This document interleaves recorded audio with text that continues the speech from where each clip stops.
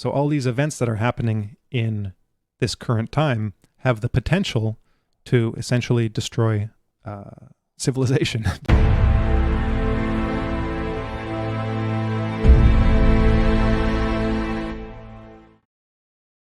Welcome back to Mind Matters. It's just me and Adam today. I'm Harrison Cayley. And I want to talk about a few things. Well, first I'll tell you some of the things that I've been listening to recently. I listened to both an episode, these are older episodes, an older episode of Tim Pool's podcast and an episode of the book club that Unsafe Spaces does. And both of these shows talked about the book The Fourth Turning by William Strauss, or Neil Strauss, and some other guy. Can't remember. Howe and Strauss, maybe? Yeah. And so they were pretty good discussions. I liked both of them. And I'd been familiar with Fourth Turning and the so-called like generational theory or generations theory for a couple of years. I wrote a few articles about it back in 2016, I think. 2017. And one of the things that they were trying to figure out on both these podcasts is how to figure out these cycles of history that these guys are talking about and if they're valid or not and what that means for either predictions or for just looking at what's happened since the book was written. Because the book, they wrote The Fourth Turning in like around 97 or something like that, mid-90s. And just to give a brief overview of what the theory is, I'm pretty sure we talked about it on a previous show, but just to give another background, the idea of this theory is that it's a cyclical theory of history and of time, so that certain patterns tend to repeat themselves, and they repeat roughly on a 90-year cycle. It's not strictly limited to 90 years. It's basically the time that it takes for 4 generations to pass. And 4 generations is the length of a long life. So essentially, if you live till you're 80 or 90, you've got great-grandparents, grandparents, parents, and children. And so the interactions between these 4 generations, according to these guys, tend to result in repeatable patterns, so that every 5th generation is like a repeat of the 5th before it. So there are certain like archetypes or trends, and this actually led to some of the criticisms against this theory that it's kind of like astrology, because you can kind of just find whatever you need and force fit it.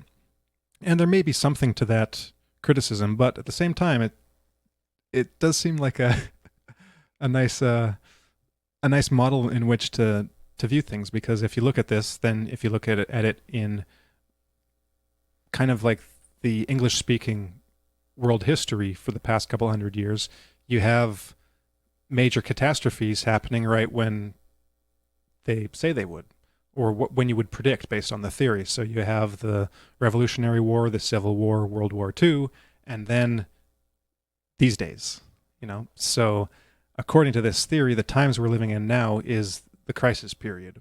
And the crisis period is one of the 4 periods, because not only is it the interaction of these 4 generations, but the interaction of these 4 generations and where they are in their like significance for each specific time period. For example, if we just label the generations 1, 2, 3, and 4, if you're living in the time when the generation 2 are the like adults doing things, that'll have a different flavor than if it's number 1 or number 4. And so the trend is that you seem to have these periods of crisis. These might be periods of war or revolution or the fall of civilizations, or things just either fall apart, something bad happens, and it's usually a big crisis. It's not just a minor crisis.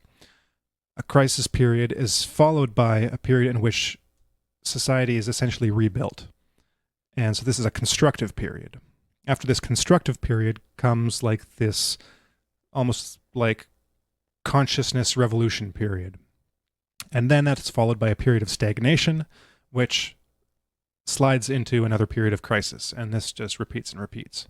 So one of the ideas in this generational theory is that they're not saying that wars and revolutions and things like this only ever happen in the fourth turning. They're saying that the climate of that time means that the crisis will hit in such a way and people will react in such a way that it makes it a giant crisis. So a war can break out in any of the other periods, but it won't necessarily have the same effects that it would have if it happened in the fourth turning. And at the same time, you can have a spark, what they call a spark, like a major or a potentially major event that might happen in any of these other turnings, any of these other parts of the cycle, that might just go off like a damp squib, but when it happens in the crisis period, then things kind of, the reaction based on the people living in that time and the kind of climate of that time turn that into a crisis. So something that, well, I'll get into an example that I talked about in the articles that I wrote, which was 9/11, because the thing about the crisis is that, well,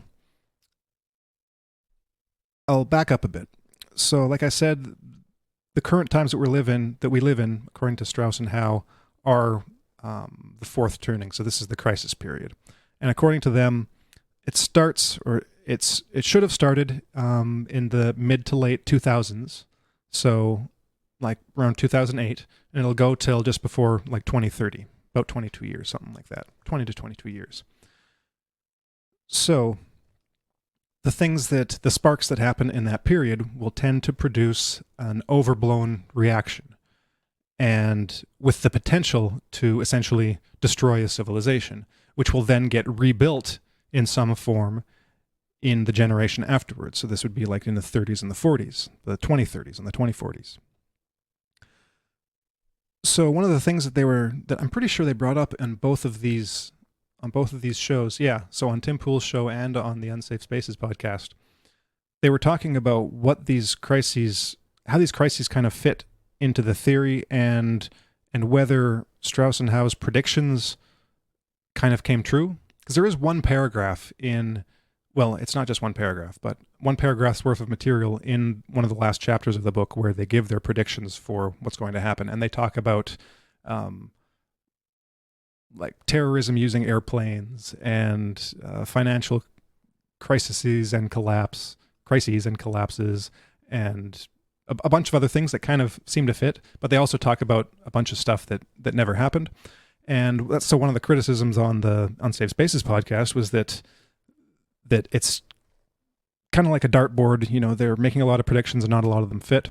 But I think that kind of misses the point of the book, because I think they even make it clear in the book that it's not the specific predictions that are important. It's that it's something like this. Something like this will happen. It's these types of things which could produce giant catastrophes, essentially.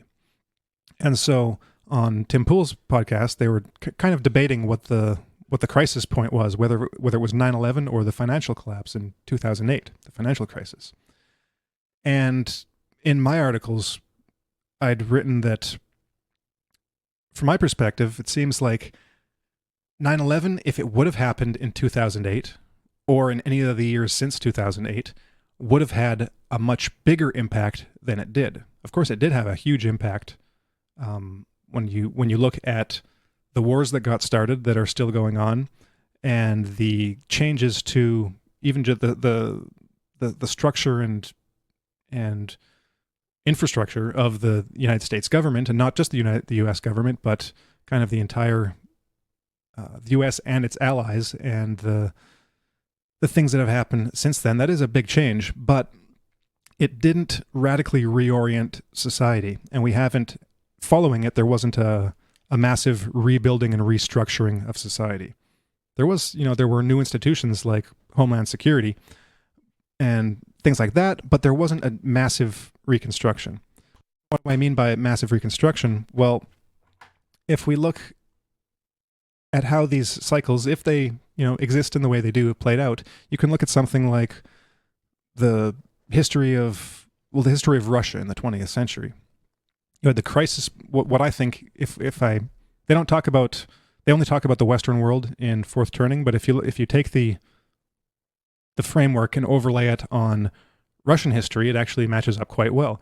You have the revolutionary period in the early part of the 20th century in Russia, followed by World War II and the Russian Revolution, which completely destroyed the pre-existing Russian society and social structure. Completely destroyed it. And then it was rebuilt in the 20s and 30s by Lenin and Stalin to create the new order, the new structure of Russian society, the USSR. So kind of completely redressed the Russian Empire in new clothes. Those new clothes were dominated by the Marxism and Leninism and Stalinism. And then, following that restructuring, like I said, depending on how you break it up, let's say that was the 30s and 40s. Then in the 50s, you have Stalin dies, Khrushchev comes into power, and you have the Khrushchev thaw. You have this would be the equivalent of like the consciousness revolution of the 60s and 70s in the U.S. 60s and 70s. And then, following the thaw, you have the Brezhnev stagnation. Again, this kind of just matches up with fourth turning theory. And then, following stagnation, you have a crisis period, this kind of watershed moment. And what happens at the end of the 90s? You have the breakup of the Soviet Union. You have communism following. You have a revolution from above, and a huge crisis in the 90s where, again, Russia gets torn apart and a lot of bad stuff happens. And then, following the crisis, you have a rebuilding, and that rebuilding has arguably happened been happening in the last 20 years, where Russia has kind of reestablished itself as a major power to a large degree. Certainly, Russia now is, in many ways, almost incomparable with what it was in the 90s. So you seem to see that playing out, and if that's true, that would mean that Russia and the Western world are on different cycles. The cycles aren't synchronized because Russia is still kind of in their restructuring phase, and the Western world is in its crisis phase. So, where to go from there? Do you have anything to say? Just as a theory, as a possible idea of what's going on, I mean, it seems to have some power to it. There's something to it that's real, because like you've just been doing, you've been laying it out where we have specific examples where it does seem to map pretty closely. Nothing is exact to the year, but the overall trend for specific decades does match the theory. Mm-hmm. So we can use that as a heuristic going forward, taking aside what, as you had said before, where there's specific examples, those may not be what actually happens, because, I mean, those specific examples come from a specific time and a place and a specific trajectory where they see things going. But the nature of the future is that it's not happening yet. So you can only take a best guess, based on where you are now. Yeah. So, I forgive them their faulty predictions, because, we're all trying to predict the future, and oftentimes we go very, very, wrong in our predictions. So, no fault to them on that. But again, it's that there does seem to be something to it. And it's a bit of a meme at this point, where there is a specific meme that I'm thinking about, where it's like, good times create weak men create bad times, and then there's a third one. Bad times create good men, and good men create good times. So it's that there's the four pieces of that puzzle. So I mean, like, that totally makes sense from a theoretical perspective. This just gives it an actual like time frame. So it's like, okay, like I can totally see that. And then beyond the theoretical level, if we want to get into James Lindsay's article on the woke revolution, well, he breaks that down into specific examples of how the woke revolution has been going on within America, most specifically.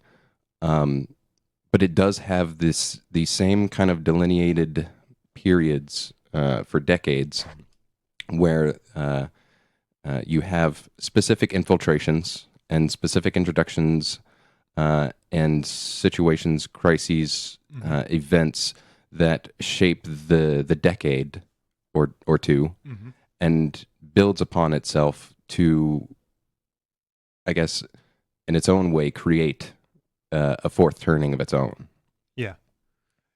Yeah, so that's what I liked about Lindsay's article. We'll include a link to it in the show description because he doesn't use these words, but the way I see what he's laid out in this article, he looks at these important kind of turning points in the last since 2008, and trends before then, like trends before then in critical pedagogy and the rise of kind of woke critical theories in education and in academia, and then those trends, how they've provided the background and the kind of substructure for these events that have played out since 2008.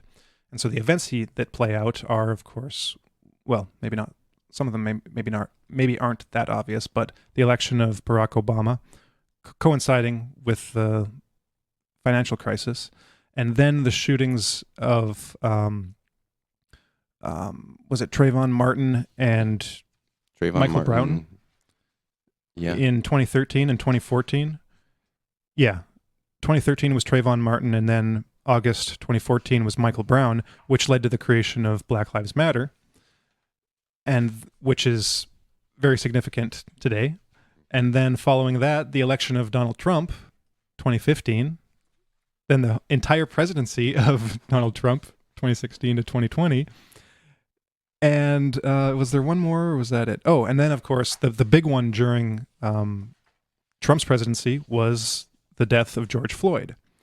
Now, if you look at all of these events and then the reaction to these events, the thing that strikes me the most it seems to be getting more intense as you go along chronologically, is that the reaction to them seems, I wouldn't say exaggerated to a very great degree. If these would have happened 20 years ago, there wouldn't have been the same reaction to them. If you just look at the election of Donald Trump, and as Lindsay points out, the emergence of Trump derangement syndrome, the reaction to Trump has been more extreme than anything Trump actually did. At least that's the way I see it. I don't know how you can. Well, I know how you can look at Trump's presidency and then come away with the reactions that have come out of it, but they are objectively exaggerated, to say the very least. To understate the matter, it has been complete hysteria to something that really doesn't necessitate that kind of reaction. And the same thing with George Floyd. If you look at the people, almost he's a martyr. I mean, was it Pelosi that just recently, thanked him for the sacrifice of his life, and that he sacrificed his life for civil rights and for human rights or something like that. But and the graffiti of St. George, St. George Floyd with the halo, and when it's one of those things that you shouldn't have to point out, because it should be obvious that, of course, it was a tragedy in its own sense that he died on that day in the circumstances that he did. But to sanctify like a person like George Floyd, it doesn't seem to match the situation. It's not like he was like Martin Luther King. Yeah, he wasn't Martin Luther King. He wasn't going out and actively doing something to be a symbol. He wasn't trying to be a symbol. Right. That's the thing. He just happened to die on a particular day in a particular circumstance that then got co-opted for other means and purposes. And like you say, all of these little things are just completely out of proportion. One thing that sticks out of my mind is just and James Lindsay talks about it in his article where the election of Donald Trump is seen as the rise of racism in America, which doesn't like make sense to me at all, because you're coming from 8 years of Obama. He got elected and then reelected by the majority of Americans. How can you tell me that the majority of Americans are racist when they specifically do something that is anti-racist? Like that just like those are the two like very stark differences, where you have like the theory and the hysteria versus the reality and what's actually going on. And you can see the reaction being so disproportionate to what's actually going on. And so it's just a question of like, why or how, and Fourth Turning kind of gives you that possible perspective as to why it is that there is a hysterical reaction or overreaction, I guess you would say, to these specific things. And he does point out in the election of Obama, he does point out that living in Tennessee, when Obama was elected, he did see like an outbreak of racism, right? And it was obvious. But he points out that it's not like that was the majority response, but it was examples like that were upheld as the proof that like American society was systemically racist at that time. But they weren't even using that language very, very much at all 10, 13, 14 years ago. That language has only come about now because of Trump, because this is the thing about all these sparks, all these events, is that for critical race theory, every event proves their point. Their ideology is such that any piece of evidence can be and is used as proof that they are correct. There's no disconfirming evidence possible. Which is great about, as a criticism of it, where they criticize the Fourth Turning, or people will criticize the Fourth Turning as being something that cuts data to fit its model and theory.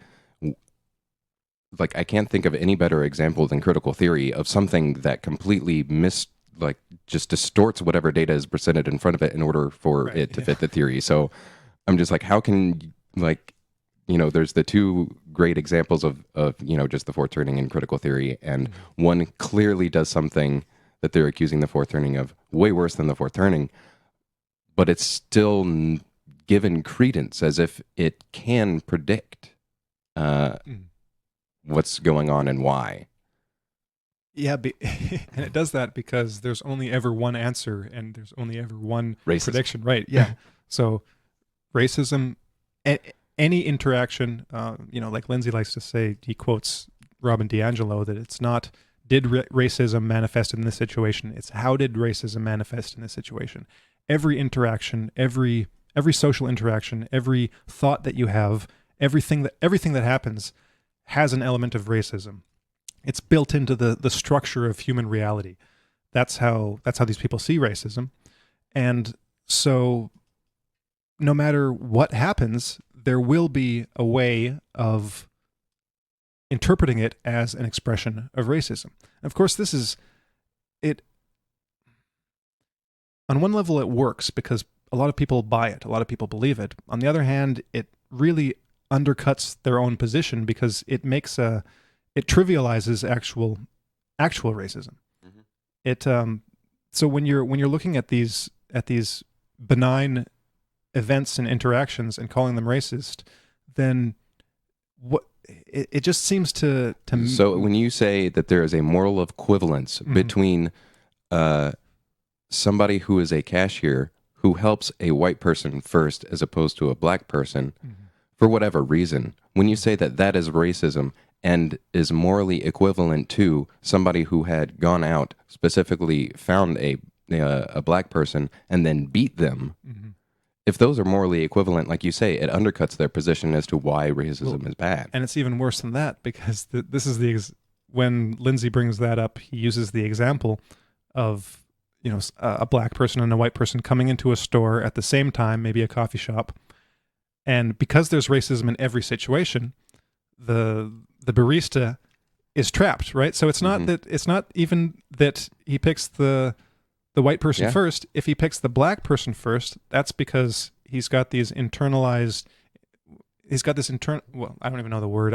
He's trying to not appear racist, right? But yeah, so he's got this internalized backwards racism or something because he sees the black person as inferior in some way. He uses his kind of white knight mentality to pander to the black person, and that's an expression of racism. So it's racist whether he picks the white person or the black person first. And so not only is there a moral equivalence between picking the white person first, there's a moral equivalence between choosing to serve the black person first and an act of actual like racist violence. Mm-hmm. So everything is racist. So that's the kind of crazy times that we're living in. At a time of mass hysteria. Now, this is what I wanted. This is the other cyclical theory that I wanted to get into, because Lobaczewski talks about a similar. Well, it's almost the exact same thing in Ponerology. He essentially describes those four stages that we've been talking about. He uses slightly different terminology. He doesn't perfectly delineate them into four consecutive generations, but he talks about the cycle of good times and bad times, and in how in good times people get complacent, it leads to stagnation. And then in this period of good times and stagnation, there is an increase in social hysteria. This is the element that isn't explicit when you see summaries of generation. I can never remember if it's generations or generational theory. Fourth turning. I haven't read the whole book, so I don't know if they talk about mass hysteria and how they fit that into their model.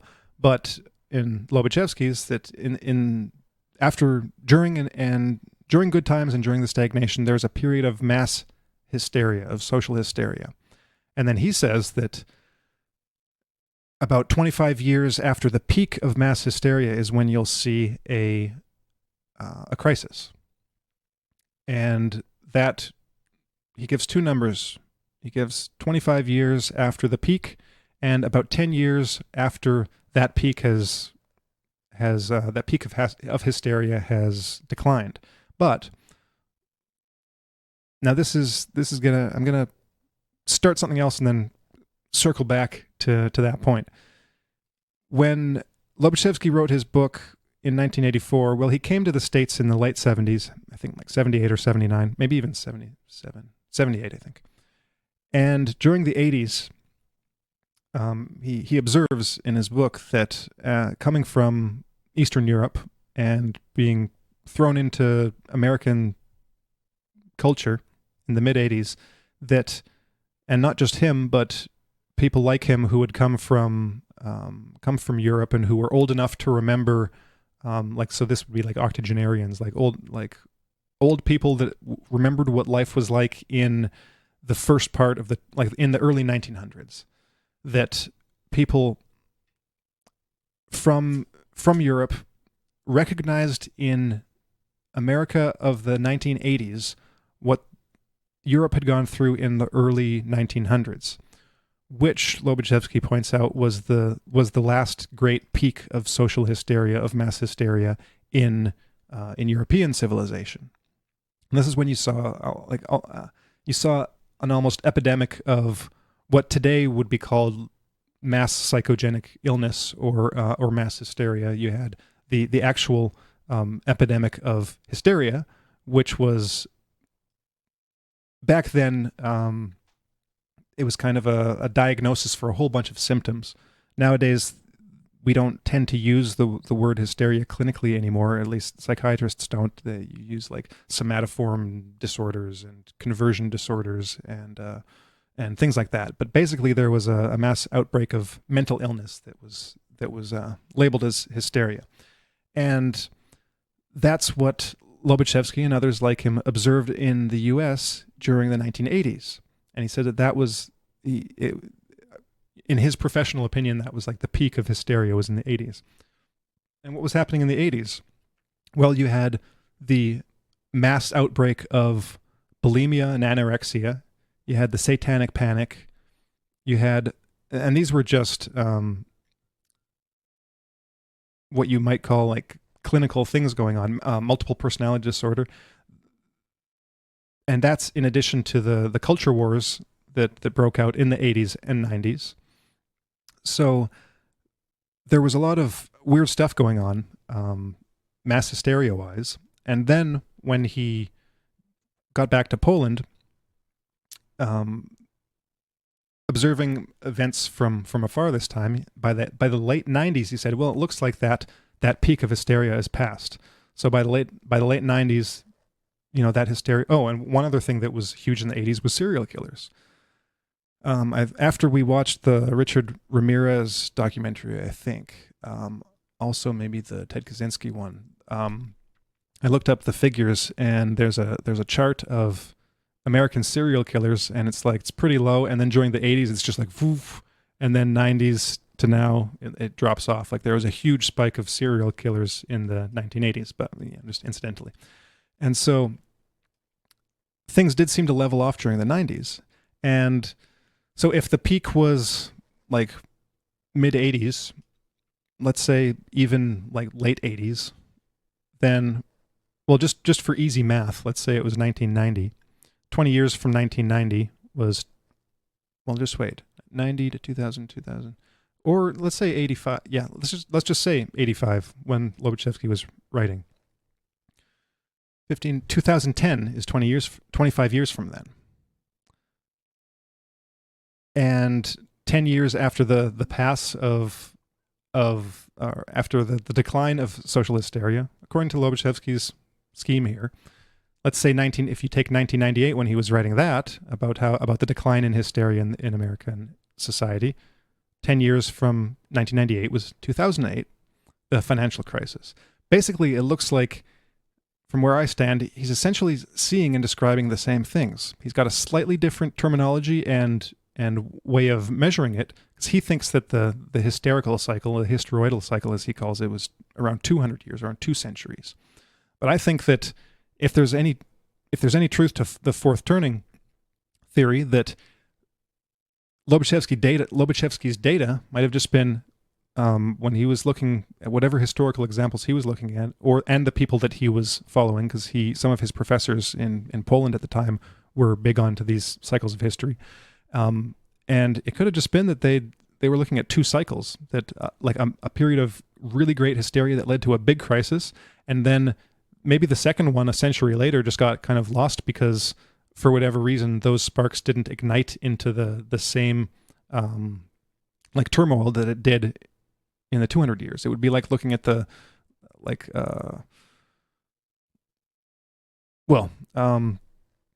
think that's. Well, I guess you could say, looking at a stock market example, you could have like a run up in a certain stock that goes up to like 100, starting at $10, and it goes up to 100, and then on the next, I guess like a bull run, it goes from 50 to, or like 30 to 80. So there's still a huge run up, but it's not quite as big. Yeah, and it could just be that, like Lobaczewski himself says elsewhere in his book, in this section, he's talking about how societies can have, and cultures can have, different levels of resistance to these types of phenomena, so they can weather the storm. So, from one cycle to the next, a society might weather the fourth turning comparatively well compared to 100 years later, when they might just fall apart.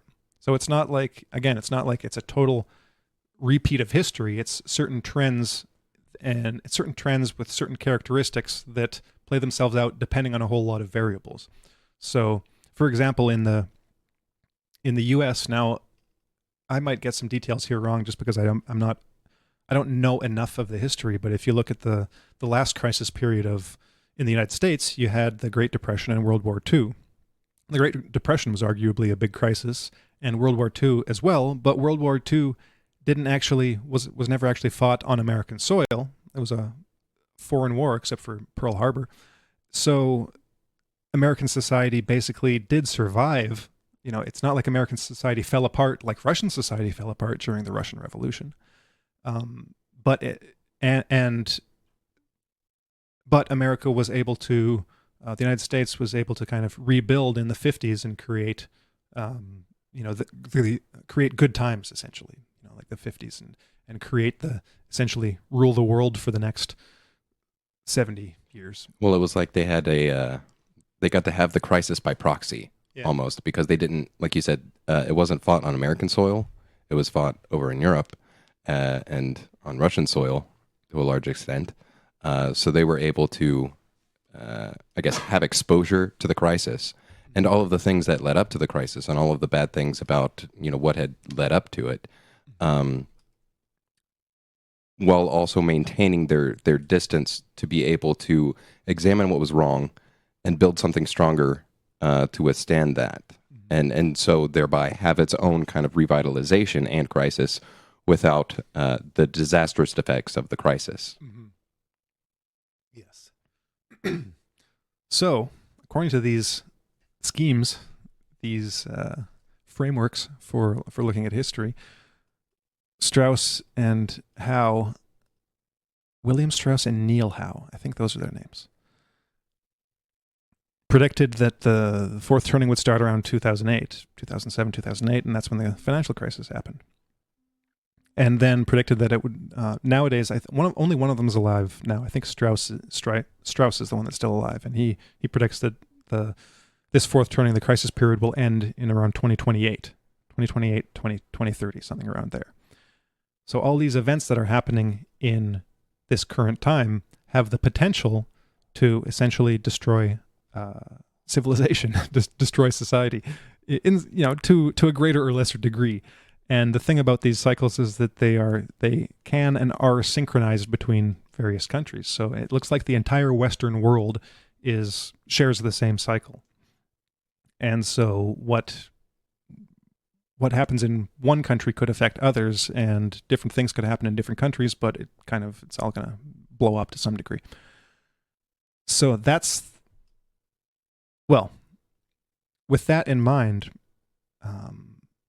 looking at it in terms of what Lindsay brings up in his Rise of the Woke Cultural Revolution article, is you can make some predictions based on these trends.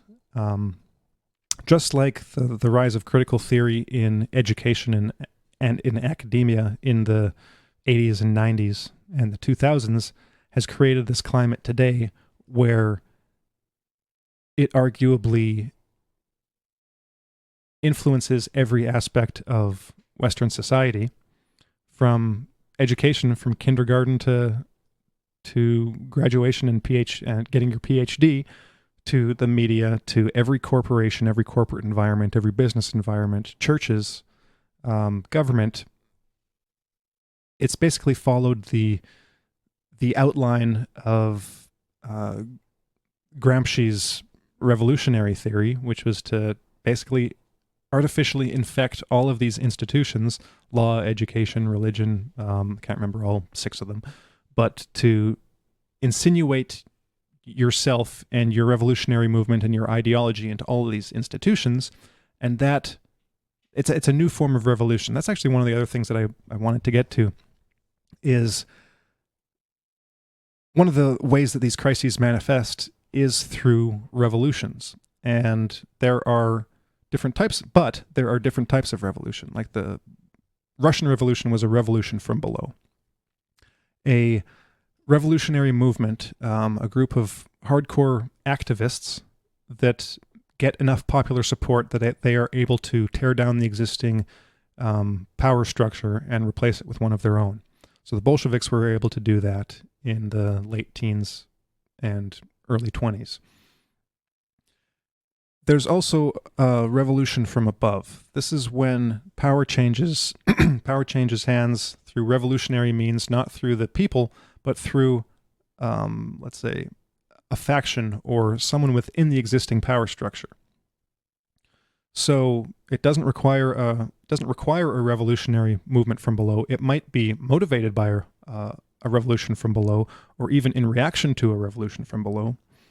But there's at least some continuity, how to put it?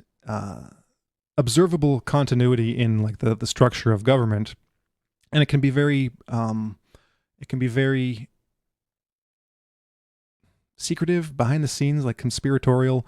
Like it can happen without you really noticing it. A revolution from above. And what we see playing out in the United States these days, in the last several years, can arguably be called a revolution from above. That's what Gordon Hahn is observing, as well as Angelo Codevilla. That seems to be what's playing itself out. That's actually what happened in Russia in the 90s too, which is another story.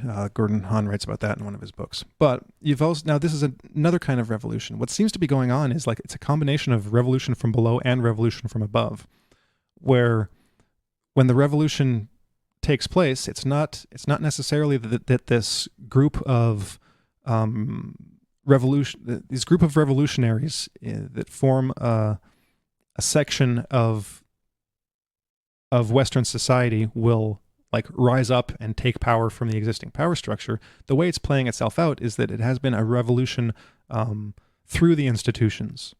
I'll lay out some of the things that have been happening. There has been a revolution through the institutions, the infiltration and the influence and infection of institutions by activists, that to the point where they're now in control of these institutions, or at least they have vast, like huge amounts of control and influence. So that's what they've done in churches and in education and in law and in politics too. So the combination is that the same process is going on within the existing government power structure, to the point where people in power can just declare themselves to be on the side of the revolution, and no violent revolution seems to have happened. It's just, oh well, we're now in power.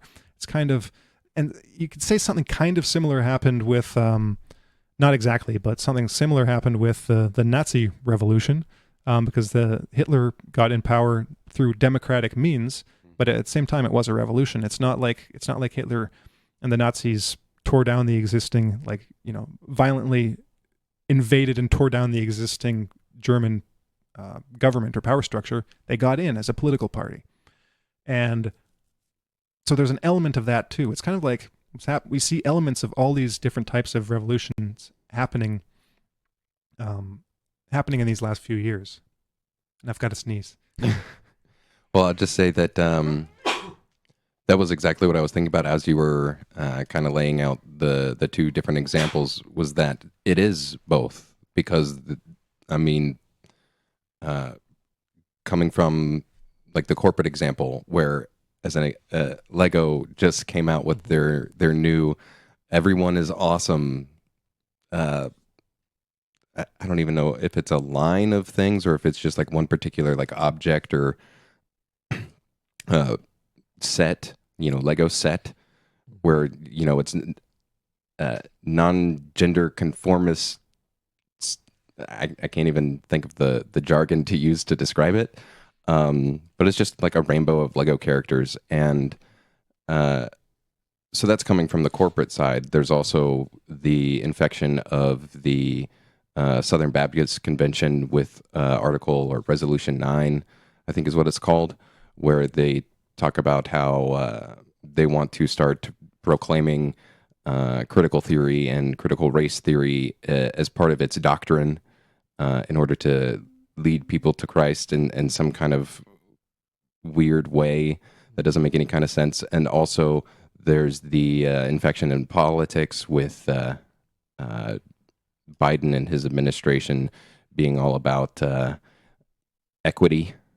So there is this infection from the top, and there's not been a revolution, but there has been, in a sense, because where under Trump there was the infection was still ongoing, but there was a power structure or a power base that had grassroots support coming towards Trump, and Trump also kind of helping people that supported him in pushing back against it, whereas through quote unquote democratic means, end quote, Fortified democracy. fortified democracy. Now we have Joe Biden and his group of woke people trying to push all of these things from the top, and then at the same time too, because of St. George Floyd, may he rest in peace. You have all of the riots and whatnot continuing to move forward, and so there is both, and that's one thing that I've been wondering about is like how far will it go? You know what I mean? Like, is there going to be a violent revolution, or is it just going to are the people at the top going to continue to just kind of like placate and play the role? Mm-hmm. I don't know. Yeah, that's why it's hard to predict. But that's an issue. Yeah, that's one of those issues that we've talked about several times on the show, and that comes up in the guests that we interview and the books that we read. Like it's essentially the way I've phrased it is the question of, is the future going to be Brave New World or 1984? And I use that as kind of like a symbol for a number of different things, not just the form that the government takes, like 1984, a totally brutal system and government to live under. It's kind of like Stalinism times 1,000, or is it like Brave New World, where everyone is convinced that they're happy and content, and there's no real need for force or violence? Everyone just complies willingly and meekly. How is it going to play out? So you see that question in, well, that also relates to, how's the revolution going to play out? Is it going to be this nice, cozy, fun revolution without making any real waves like we've been seeing, or is there going to be like, or will there be something like a civil war? That's a question. And Rod Dreher talked about this in his book in Live Not by Lies, when he kind of, if I remember correctly, he kind of predicts in the book that totalitarianism in the Western world will be soft totalitarianism. It won't achieve the levels of brutality that, for instance, communism did in most of the countries that it took root in the 20th century, or like Nazi Germany, that it will kind of resemble Brave New World more than 1984. But that just reminded me of something that I wanted to add in there. I talked about how Lobaczewski talked about in the 80s how he and like the older generation were seeing the similarities between American culture and what was going on and what was going on in Europe in the early 1900s before the outbreak of revolution and World War. And so that was in the 80s, 30-something years ago. And there's a similar observation, but this one's from Zbigniew Janowski's book, came out this year, Homo Americanus, The Rise of Totalitarian Democracy in America. I just want to read the first couple sentences, because things have kind of changed. He writes, "Only few Americans seem to understand that we, here in the United States, are living in a totalitarian reality, or one that is quickly approaching it. Any visitor from a country formerly behind the totalitarian Iron Curtain quickly notices that the lack of freedom in today's America is, in many respects, greater than what he had experienced under socialism. The other thing that our visitor notices is that 30 years after Eastern European countries shook off the yoke of communism, the former socialist countries are in some respects freer than the U.S." It goes on and it goes on. Now, this is also an observation that it's basically how Rod Dreher introduces his book, Live Not by Lies, is that he was hearing the exact same thing from some of his Eastern European friends that were saying that, like, in these last 5 to 10 years, they're saying this is exactly like what we experienced under communism. So put those two together, you have a group of Eastern Europeans in the 80s saying, oh, this is just like what we experienced before the rise of communism, versus these last 5 years you guys, we lived through this. This is what's going on. So that's a hint to me that this process is already far along, and that, like he puts it, it's already totalitarian to a degree, or at the very least, it is quickly approaching that level. And another poll, Richard Legutko makes the same observation in his book Demon and Democracy, and they're not the only ones. There is something weird going on, and it is identifiable. Like, it can be traced. James Lindsay traces it from a certain angle and sees certain things. The polls see it in, I wouldn't say a different way. Well, slightly, in some ways a different way, but they're kind of tracing it back, like Yanofsky here, tracing it back to the actual flaws in the philosophy and practice of like liberal democracy itself, and how those weaknesses have led to how it is manifesting today.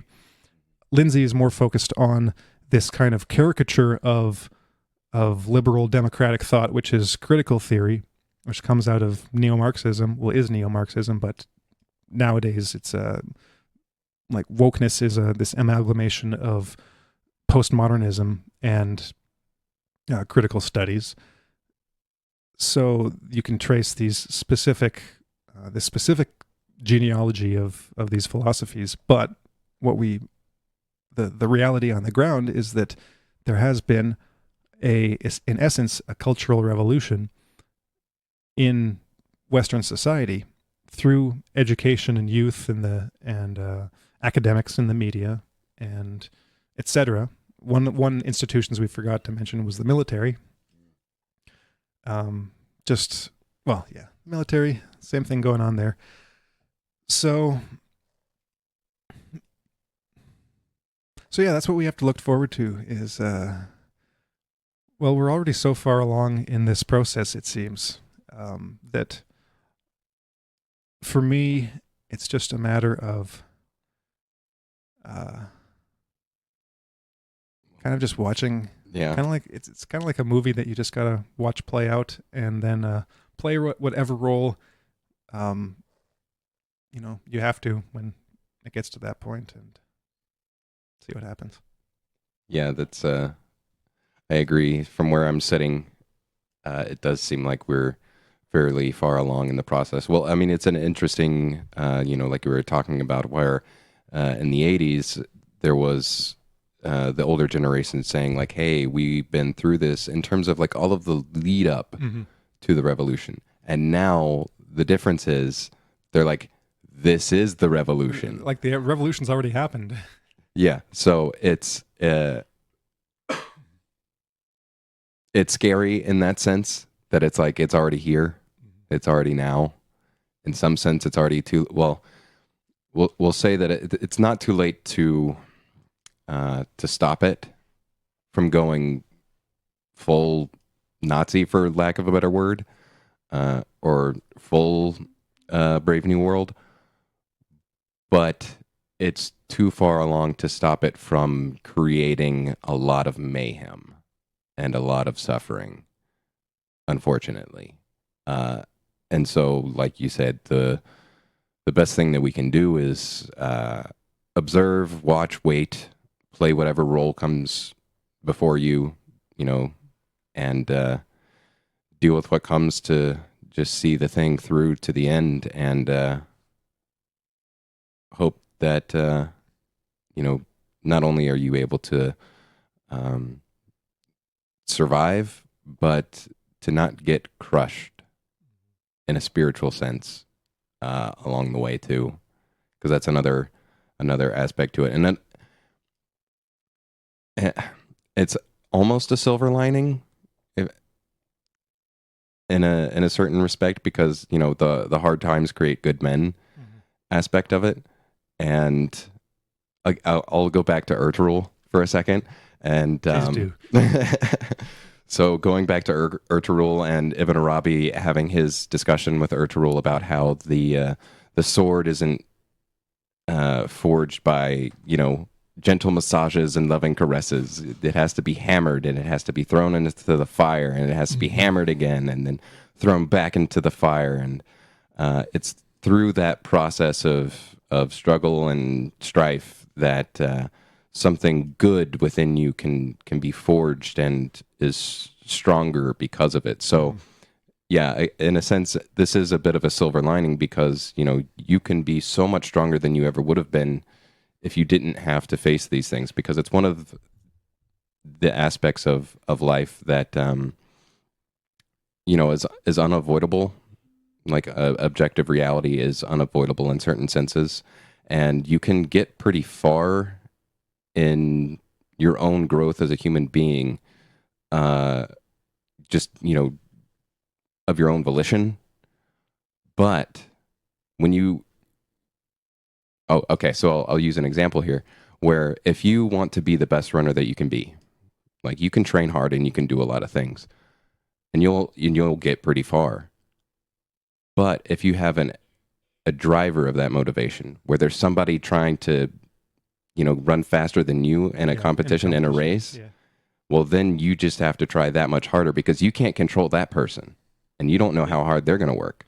So then you have to work harder than that guy. Or it's like in martial arts, if you're training by yourself and only by yourself, then you get thrown in a sparring match. It's like you realize you don't know what you're doing. Yeah. You actually have to spar in order to advance in your skills and your ability.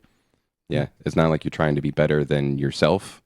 You're trying to be better than the next guy that's going to kick your ass if you're not better than him. Yeah. Which at the same time is you're trying to be better than yourself. You're always trying to be better than yourself, but without an external situation in order to actually test that out with with an external reality, then you don't really know how strong you are. Yeah. Okay, I think that's good. We'll end it there. So we'll give links to the books that we've discussed today in the show description. So check them out, because one of the things that Lobaczewski says is just being aware of what's happening, like the specifics of what's happening, and we haven't even touched the surface of all the dynamics going on. That's why I recommend reading his book. But just knowing these dynamics has the effect of, it's almost like a real vaccine, a psychological vaccine that immunizes you against the effects of it. And one example he gives is that in the period of high Stalinism in Poland in the late 40s, early 50s, as a psychologist, he noticed like what he described as psychophysiological shock symptoms, essentially like these traumatic responses to the imposition of this new form of government, and that these symptoms, some antidepressants of the time worked on these symptoms and helped people essentially survive and got through this dark new reality. But after 10, 15 years, they'd even forgotten like that they needed those antidepressants back then, because they'd learned to adapt to the situation and how to navigate it. Because once they have, that's just adaptation. It's kind of like a naturally acquired immunity. But to actually have the understanding of what's going on, to actually be able to see what's going on, is that effect. It's kind of like that effect, an order of magnitude greater or exponentially greater. So, well, I guess in that respect, then it's if you're walking through a forest and you don't know where you are and you're lost, you freak out, because you're lost in the woods and you don't know where you're going. But if you had a handy roadmap that you were studying beforehand, and you knew where you were going, even at least an approximation, and how to, I think more importantly, how to get out, or at least like deal with it if you're stuck there for a while, like if you have some survival training, you're not going to freak out, because you know what you're dealing with and you know how to deal with it. Right. So I think in a very similar way that's what this stuff is good for. Yeah. And that's the premise of Peterson's maps of meaning, right? Is that in an encounter with chaos, it is disintegrative, and it is chaotic because it is unknown. But once you have a map of meaning, once you're able to map that reality and place it within a framework where it's understandable, it loses the element of chaos, and it becomes navigable. It becomes something in which you can maneuver and in which you can survive. So, yeah. So I hope some people get their truth vaccines. I hear they're quite effective. So, thanks everyone. Take care, and we'll see you later.